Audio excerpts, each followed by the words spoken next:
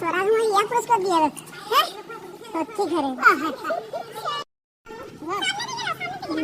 সামনে থেকে answer টুকছিল answer টুকছে